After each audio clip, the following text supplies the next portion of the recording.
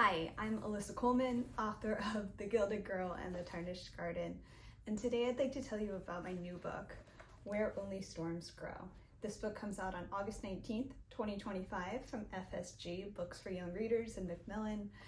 Today I'd love to read you the first chapter, but before I jump into it, I want to tell you a little bit more about the story behind Howe and Joanna Stanton, who are on the cover.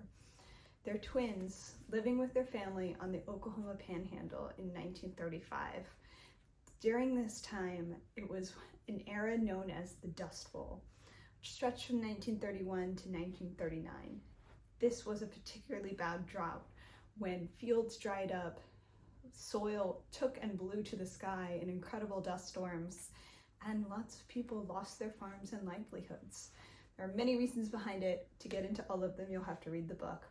But one thing when I started researching this period that really stood out to me was that in oral histories, no matter what the first question the interviewers asked, the people always responded with talking about their memories of one day in particular. And that was April 14th, 1935, a day that's become known as Black Sunday. It was the worst dust storm in a whole decade filled with dust storms. And the way they would start with their memories of that day and then dive back into actually answering whatever the question was, usually it was something about chores or their day-to-day, I knew I had to start my story with this. In fiction, we call it a flash forward or just a flash, and then we jump back into the backstory of the novel. So some of you may be familiar with that format if you've read the I Survived books. So let's jump in and read the flash forward, which is also the first chapter. The End of the World, April 14th, 1935. If Hal and I didn't find Daddy's horse soon, we'd all die in this dust storm. The wind scoured my face and whipped my hair into furious question marks. Which way was the barn? Were we still headed deeper into the field, or had we gotten turned around? My eyes were too crusted with dirt to tell. I stumbled and almost lost my grip on Hal's suspenders. My twin brother and the rope looped around my waist were my only tethers to the barn and safety. Pie, where are you? Between the gale and the cloth mask stretched over my nose and mouth, I could barely even hear myself. If I was a horse, lost in the storm, where would I be? The debris stung my legs like the worst sunburn. Animals suffocated in these blizzard-like dust storms. So did people. Hal paused, and I selfishly ducked my face behind his shoulder, letting his body block the grit for a moment. He angled his mask an inch away from my ear. Even still, he had to shout to be heard. Joanna, we have to turn around. I grabbed his arm and pulled his ear to my mask.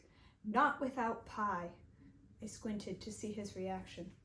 I could barely make out his hazel eyes, but the tension in his muscles told me he was about to protest. Then he nodded. We needed to give Daddy a reason to come home. In the distance, there came a frightened whinny. My head snapped up, and I got a face full of grit. Howe trudged toward the sound, and I grabbed his suspenders again. The rough rope we'd run through his belt loop and tied around my waist went taut as I followed him through the darkness. Without warning, something smacked into my knees. The thorny branches of a tumbleweed caught on the hem of my skirt and scraped at my skin, drawing blood. I kicked at it without my other leg to free myself. My ankle plunged into the dry branches. I lost my grip on Howe as I fell. I landed on the hard ground and scrambled around, trying to free my leg from its cage. There was a tug at my waist and my back spasmed. The rope, I cried, and then spat out dirt. Where was my mask? I opened my eyes to see the cotton square flapping in front of my face, held on by one lucky ear. I pulled it back on, but I was far from safe. Careful as I could, I extracted my ankle from the tumbleweed's clutches. The loathsome thing rolled away into the blackness. My spine was aching, and it was a struggle to push myself up to my knees. How? I screamed, but the word flew away. I stretched out my arms, straining with every sense I had to find my brother or the rope that could lead me to safety. I couldn't see, hear, or feel anything except howling blackness. I was alone in the storm. So find out if Howe and Joanna find each other and their father's horse, and if they survive the storm, and how they got out there in the first place. You'll have to read the book when it comes out. Thank you so much for joining me, and I hope you enjoyed Where Only Storms Grow.